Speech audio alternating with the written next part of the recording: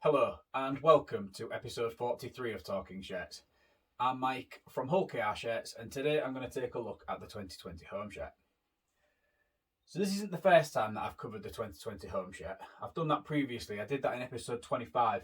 So feel free to go and check that one out either before this one or after this video, just so you can get a really good feel for the shirt. I'm not going to go into too much detail in this episode because I've done it once already. And if you want to go back and check that out, as I've said, you can do that in episode 25, where I take a look at Wella Haraki's 2020 home shirt. That one does feature Coral Challenge Cup patches opposed to the Betfred Super League patches.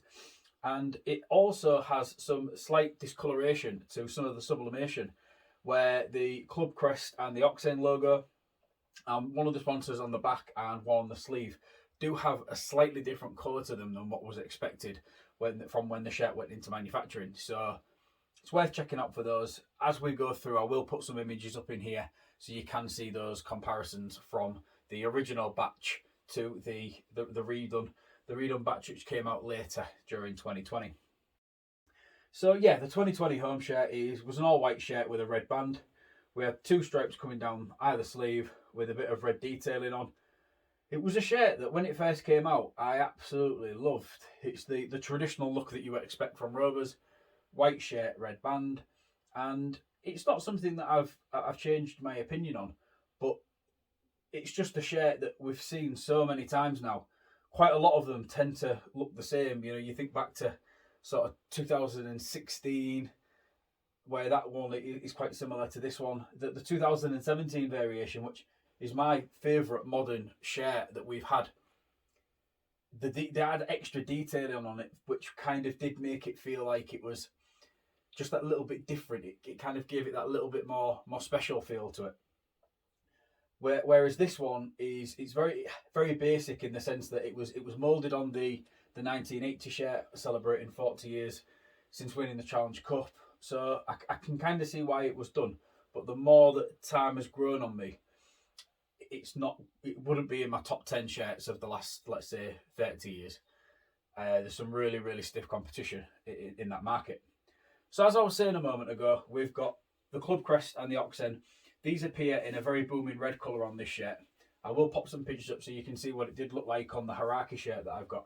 So it's just slightly discoloured. It looks a little bit more orange than it does red. From the front of the shirt, that was the only main difference between those two shirts. This one here has got the cross across the front there with the little gel grip pads, which does help the ball when a player is trying to retain possession when it's coming at them in their chest. So like all the 2020 shirts that we had, it had a Bad Rhino sleeve sponsor on. So this was heat applied and placed onto the sleeves. We also had this on the away shirt and on the Mind third shirt as well. So that was a consistency across the three shirts. And then swinging it round to the other side, we have got the Betfred Super League patch.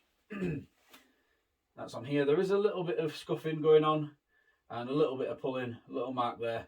So that just tell me and give me some indication that this shirt has been worn.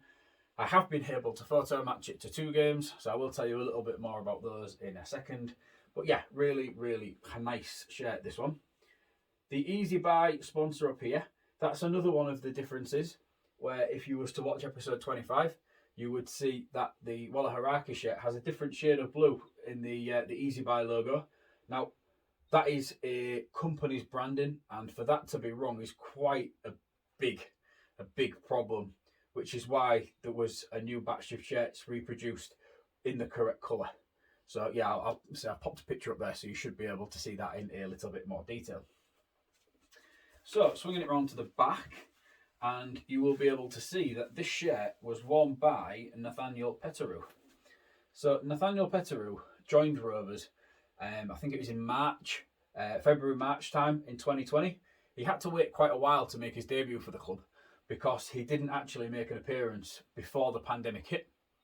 So, he made his first appearance for Rovers when the season restarted later on in the year. Peteru only made 9 appearances for Rovers during the one season that he was with us, and it wasn't a full season either.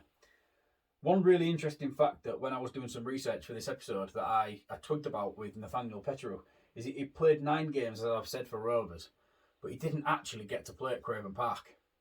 So I feel like when a player now joins Rovers, part of the experience for that player to play at a club is for playing in front of the fans at Craven Park.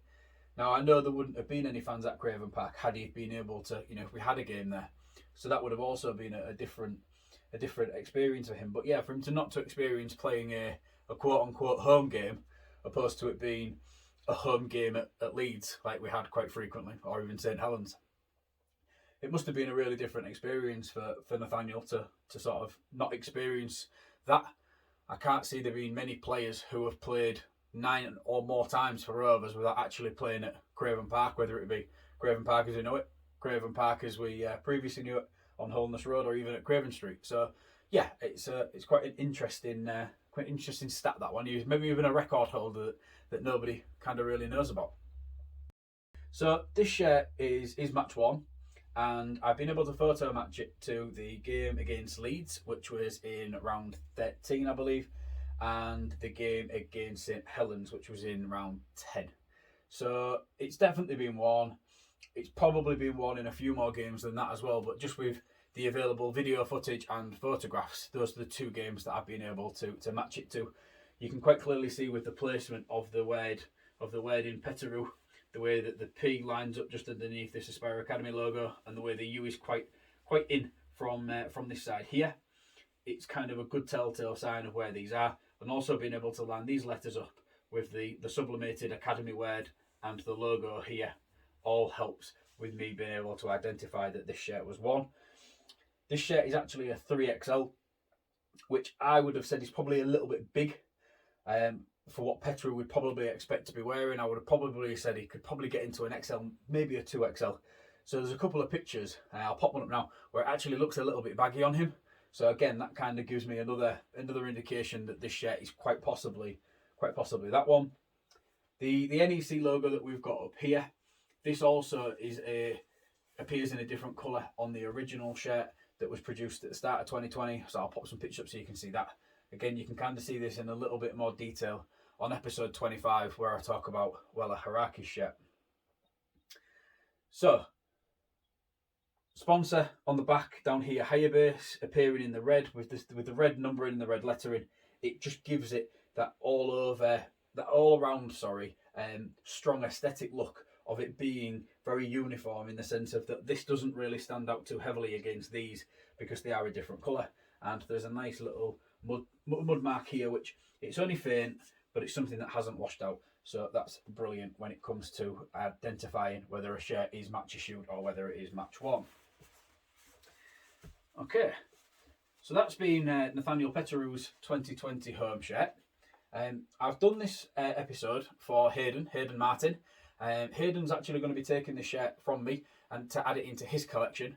And we had a little conversation, and he asked me if I would do an episode based on this shirt for him. So he had some sort of video to be able to have with the shirt, just to give him a little bit of evidence that it's been worn, and to give him a little bit of detail with regards to the shirt. So I hope you've enjoyed the episode, Hayden, and everybody else watching. This has been episode 43 of Talking Shirts. Feel free to check out my other content over on hulkrshirts.co.uk and across all of the different social media platforms. Feel free to give me a like, share some of my content. It's greatly appreciated. I hope you enjoy watching and reading and looking at all the different things that I produce. It's a big hobby of mine, and I really enjoy being able to deliver some content and to share my collection digitally at the moment with everybody. And hopefully we won't be too far off being able to do things physically and in person in the near future. Thank you very much for watching episode 43. Check back in another couple of weeks and I'll be back with episode 44. Thank you very much, and bye for now.